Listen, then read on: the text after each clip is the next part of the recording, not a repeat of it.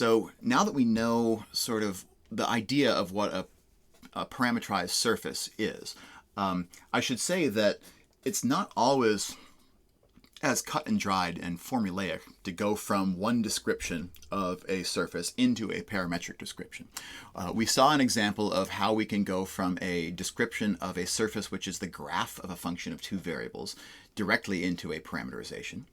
We also saw how if we have a cylinder, that there is a way of parameterizing a cylinder using just our parameterization for the circle combined with a z variable, which gives me the second parameter along the way. But in general, it can be kind of a organic process, I guess, to parameterize something. So this example in the text shows how you can parameterize this torus, this donut shape inside of 3 dimensions. And what they end up doing is they end up figuring out how to parameterize a cross-section, so a circular slice of this donut, and then rotate that slice around the z-axis and use the angle of that rotation around the z-axis as one of the parameters, and then the parameterization of that circular cross-section as the other parameter for that surface. So they go through a whole process of trying to figure that out. But what I want to do with us next is to try and follow a similar process to come up with a parameterization for a sphere. So sphere is another one of those prototype surfaces that we want to be able to work with in multivariable calculus. And so this next activity is going to walk you through a process of discovering a parameterization for this. By first of all, starting by parameterizing this curve, which is just a two-dimensional slice of my sphere. That actually is just on the positive side, the right half plane of the xz plane. So you'll start by parameterizing this curve in the xz plane, and then adding an additional parameter that helps to spin this curve around the z-axis. And so that second parameter is just going to measure an angle in that rotation around the z-axis. And so in the process, you'll have one parameter that measures the angle of the point here in this curve parameterization, and a second that measures the angle spun around the z-axis. And so at the end of this process, you'll have a parameterization that will give us the entire sphere. In this case, we're doing the sphere of radius, I guess they're giving us a variable radius r here, which is kind of good because I was going to do that anyway if they didn't. So start by parameterizing this half circle of radius r. And then souping up that parameterization with one additional parameter that can tell you sort of how you're spinning around the z-axis. And you might look back at the example of the donut, the torus, to get some inspiration for how to do that. This one's a little bit tricky, so let's just start out by having you tackle part A, and then I want to sort of check back in together after you've finished part A. Okay, so far in our quest to parameterize this sphere, you parameterized this half circle, and you did it by saying, well, we know how to parameterize circles in general with a specified radius, and the radius that we want here is r. And so what you said is, let's just take in the xz plane, let's parameterize this just in the usual r cosine, r sine fashion. And if we don't specify a range for these parameters, that's going to give us the entire circle of radius r. And so if we want to get just the part of that circle which is in the right half plane of the xz plane, then what we could do is restrict the domain of my s, because after all, what s is representing here is s is representing the angle measured from the positive x-axis in a counterclockwise orientation. All right, so that's the meaning of the parameter. I think maybe one of the most underrated things to do when you're working on parameterizations is just to ask yourself, what does my parameter mean? And so in your example here, s means the angle measured from, in a counterclockwise fashion, from the positive x-axis. This is also known as theta in our polar coordinate formulation. So I'm just going to flag that for later. Right? And if that's what this parameter means, then, as you did, you can convince yourself that we can get just the right half by restricting s to negative pi over 2 up to positive pi over 2. Right? So an angle of negative pi over 2 from the positive x-axis is going to give me this bottom point, and that as we range from negative pi over 2 to positive pi over 2, we're just going to trace out this right half of the unit of the circle of radius r. So I'll sort of write it down here. S equals negative pi over 2, and my parameterization sort of goes up this direction, and it ends up here at s equals positive pi over 2. Okay, cool. One of the things that we also learned yesterday was that there is not just one way to parameterize a given curve, right? We could do this in a lot of different fashions. And I just want to kind of flag this idea for a little bit later, that I could have, if I wanted to, I could have parameterized this curve going in the opposite direction. Instead of counterclockwise, we could have decided to parameterize it with a clockwise orientation. What would be a way to do that? We saw a couple ways of doing that yesterday. Can you do a negative sign? We could do a negative sign. So if I just, a negative sign where? Outside the R. Actually, if Left I of the put it R. outside of the R, what would happen is that both my x and my z would change signs, and so I would flip this whole picture over the origin, Oh, right, and I right. would end up over here in the left half plane. I would have a negative, would I have a negative orientation? Let's see. Because starting from down there and going to up there, but then after I reflect, I'd be starting up there. No, actually, I think I would still have a counterclockwise orientation if I did that.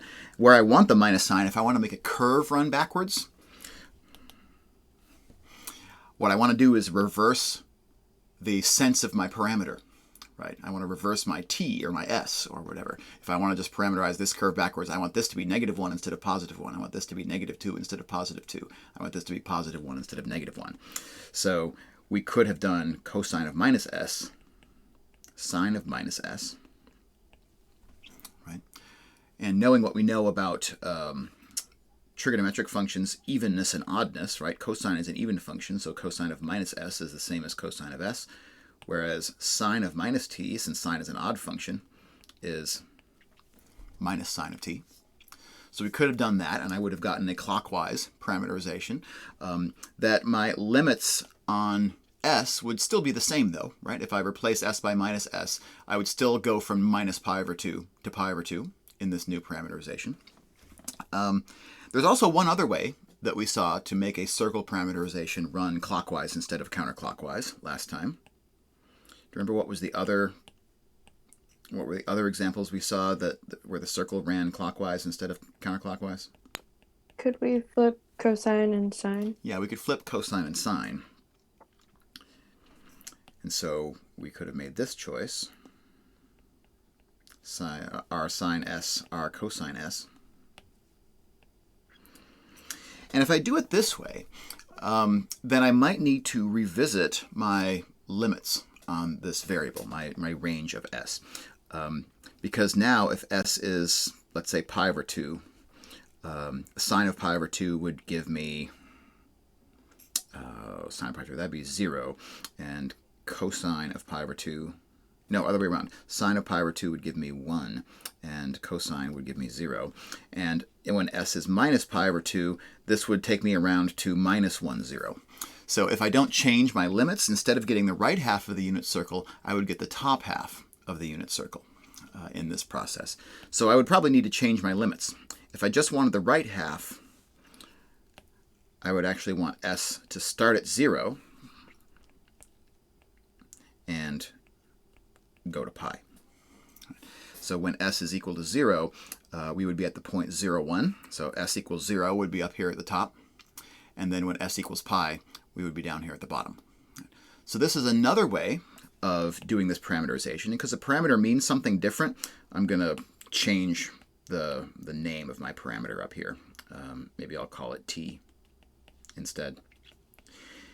And here the meaning of t would be this angle, sort of measured from the positive z-axis in a clockwise sense, because when t is equal to 0, we're at the top, and when t is equal to pi, we're down at the bottom. So there's a lot of different ways to do this. And I just wanted to make that a callback to yesterday. So here's the tricky part. We want to take this curve that you parameterized and spin it around the z-axis to form a surface. So the way that they did that in the example in the text, if we just look back at how this example worked when they were doing the donut, the torus, once they knew what cross-section that they wanted, what they did was they added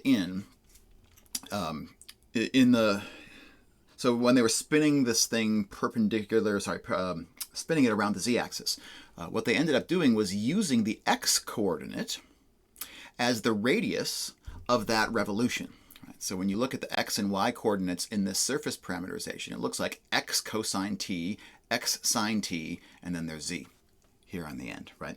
So what it is it's like creating a circle which is in a plane that's perpendicular to the z-axis. So it's parallel to the xy plane, a circle parallel to the xy plane, but it uses this x function as its radius, if that makes sense. So if we were looking at this, well, let's actually change, I'm going to modify this parameterization here so that we can get a view of this. So here is that circular cross-section that the authors of our book were using. So in the xz plane, if we look at this down the positive y-axis, it just looks like that circle, right?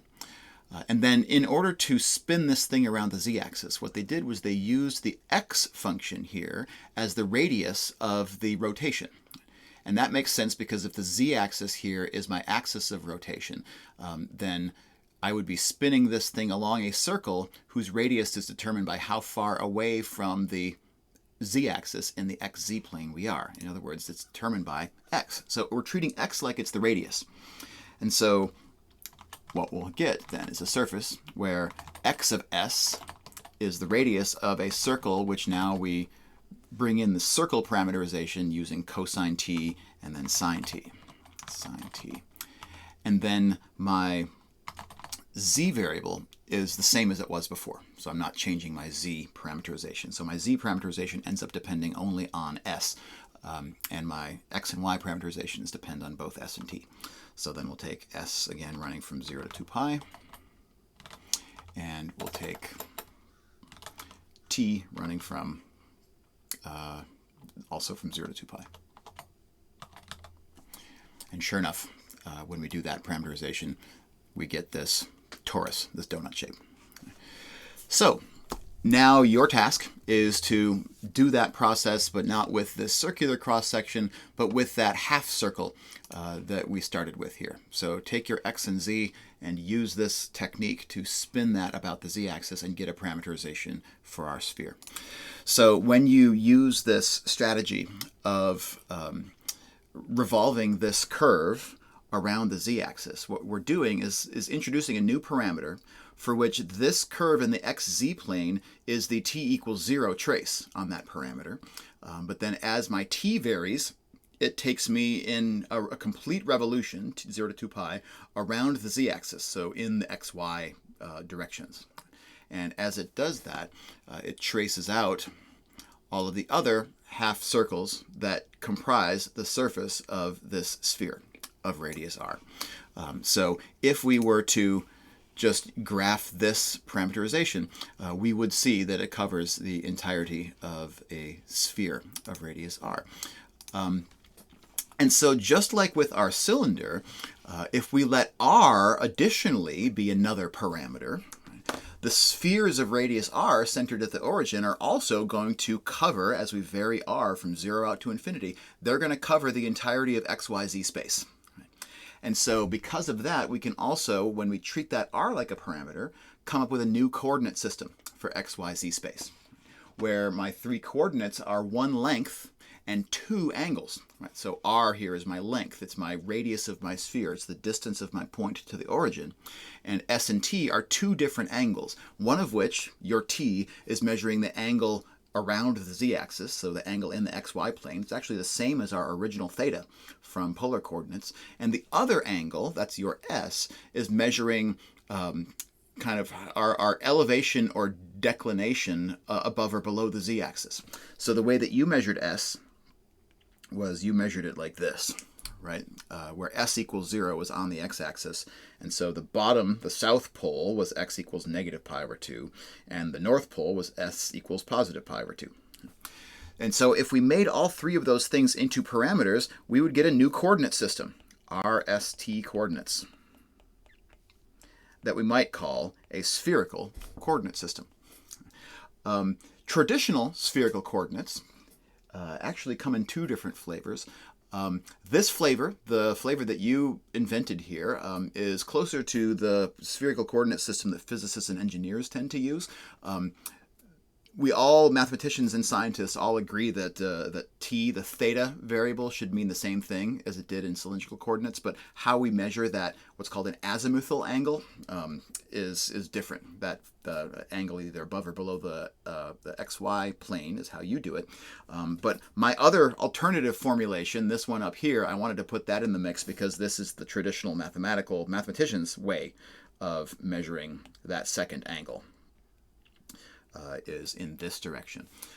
And so when we do that, we call that angle, the azimuthal angle, the spherical coordinate phi. So Greek letter phi for this angle. And just like with polar coordinates and cylindrical coordinates, we use theta for the longitudinal angle. Here, cosine theta, sine theta. And in place of the s's, I'm going to put my azimuthal angle phi. And then when I make my r into a parameter, it tells me my distance to the origin in xyz space. And so we give it a separate name also. To distinguish it from the polar coordinate r, we call it the Greek letter rho. And to make it line up with my parameterization up here, instead of cosines, these need to be sines.